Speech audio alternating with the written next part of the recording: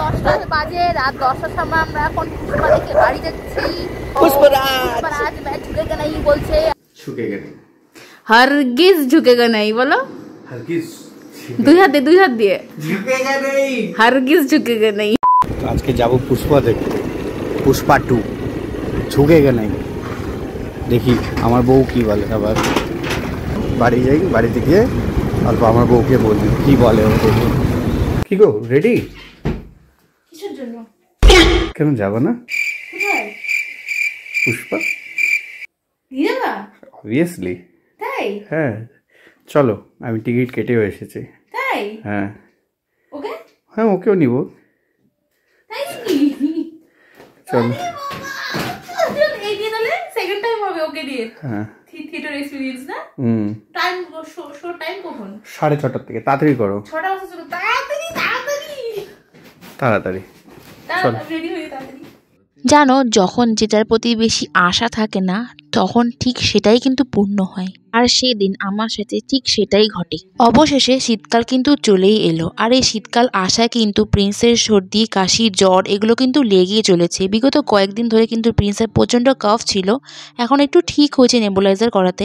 যেহেতু একটু ঠিক হয়েছে ওর শরীরটা, আর যেহেতু একঘেয়ে জীবন হয়ে গিয়েছিল, তাই সেদিন প্রিন্সের বাবা হঠাৎ আমাদেরকে নিয়ে গেল পুষ্পা 2 দেখাতে। অনেকদিন বিকেলে কোথাও যাওয়া হয় না বলে বুঝতেই পারিনি যে বাইরে এত ঠান্ডা। আমাদের শো ছিল বিকেল 6:30 থেকে। যেহেতু বিকেলবেলা টাইম ছিল, তাই আমি কিন্তু প্রিন্সকে তাড়াতাড়ি করে বিকেলে টিফিনটা খাইয়ে কিন্তু বেরিয়ে পড়েছিলাম। আর হ্যাঁ, এটা কিন্তু একটা লোকাল থিয়েটারে আমরা গিয়েছি, কারণ মুভিটা তো রিসেন্ট রিলিজ হয়েছে, তাই সব থিয়েটারে কিন্তু হাউসফুল চলছে। তাই যেই সিনেমা হলের টিকিট পেয়েছে সেটাই কিন্তু কেটে নিয়ে চলে এসেছে। ঘড়িতে 6:30 বাজতেই কিন্তু অ্যাডভার্টাইজমেন্ট দিয়ে কিন্তু মুভি চালু করে দিল। দেখো, জীবনে কিন্তু সবকিছুই এক্সপিরিয়েন্স করা দরকার। প্রিন্স হওয়ার পরে কিন্তু আমি সিনেমা হলে যাওয়াই ত্যাগ করে দিয়েছি। ভাবতাম ও হয়তো ভয় পাবে, বেশি জোরে সাউন্ড হলে পরে ওর হয়তো কানের কোনো ক্ষতি হবে, কিন্তু এই সব ধারণাই ভুল হলো যখন আমি ওকে এই বছরের শুরুতেই ওকে নিয়ে থিয়েটারে গিয়েছিলাম। দেখতে দেখতে ইন্টারভেলও হয়ে গেল। বেশিরভাগ টাইম কিন্তু প্রিন্স আমার কোলেই ছিল, চুপচাপও ছিল, আর ভীষণ মজাও পাচ্ছিল। এরপরে ইন্টারভেলে প্রিন্সের বাবা একটা বড় কোক আনলো, আর আমার ফেভারিট বিঙ্কো টেরে মেরে 2টো প্যাকেট এনে দিল। এইগুলো পেলে আর কি আমি এনজয় করতে করতে ফিল্ম দেখবো। চলো এবারে বলি তোমাদেরকে প্রিন্সের কথা। প্রিন্স কেমন থিয়েটার এক্সপিরিয়েন্স করলো। তোমাদের অনেকের মনের ধারণা হয়তো যে প্রিন্স 3 ঘন্টা 3.5 ঘন্টা কি চুপচাপই থাকলো, কোনো রকম কোনো ডিস্টার্ব হলো না ওর।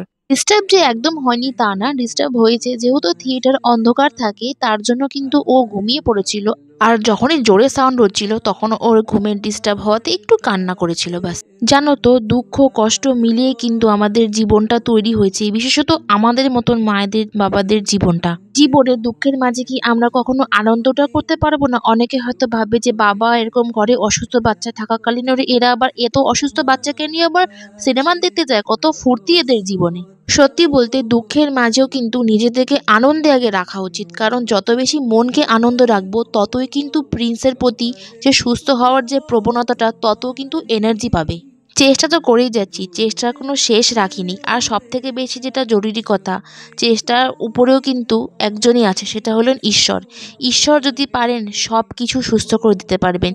একমাত্র হয়তো উপরওয়ালাই পারবে, যিনি আমাদেরকে তৈরি করেছেন, যিনি সৃষ্টিকর্তা, তিনি হয়তো সব কিছু মিরাক্কেল করে দিবে। মুভি শেষ করে বাড়ি যাচ্ছিলাম প্রায় রাত 10টার দিকে। ভাবা যায় শীতের রাত 10টা মানে কিন্তু অনেক বেলা। আর প্রিন্সকে কিন্তু সত্যি সেদিনকা মানতে হবে। হ্যাঁ, ডিস্টার্ব করেছে, তোমাদেরকে তো বললামই, তার মাঝেও কিন্তু আমাদেরকে অনেক সাপোর্ট করেছে। আর হল থেকে বেরিয়ে যে এত ঠান্ডা লাগছে বুঝতেই পারিনি, কারণ হলের ভিতরটা তো বেশ গরম ছিল না। আর ওই যে বললাম না, শুধুমাত্র প্রিন্সের থেরাপি ক্লাসেই যাই, তাও সেটা দিনের বেলায়, আর তাছাড়া তো বিকেলবেলা যাওয়ার কোথাও প্রয়োজনও হয় না।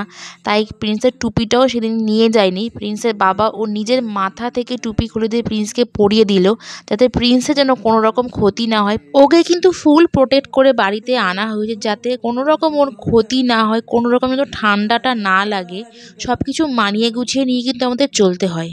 এই যে বাড়ি আসতে আসতে রাত 10:30 বেজে গেল। ভাগ্যিস সেদিনকার আমার রান্নাবাড়ি সব কিছু করা ছিল, শুধুমাত্র গরম করলেই হয়ে যাবে। প্রিন্সের খাওয়াটাও রেডি ছিল, বললাম না হঠাৎ ঠিক হয়েছে। তো এবার আমাদের মুখের থেকে তোমরা রিভিউটা শুনে নাও। আমার তো ভালো লেগেছে। মানে ভালো মানে কি, এভারেজ। এভারেজ তো খুবই ভালো লাগলো, যেটা সত্যি কথা। আর অনেকদিন পর একটা ভালো মুভি দেখলাম। আমি দাও ফোনটা, তুমি বলো। কি বলবো, ঠিকই আছে, ভালো।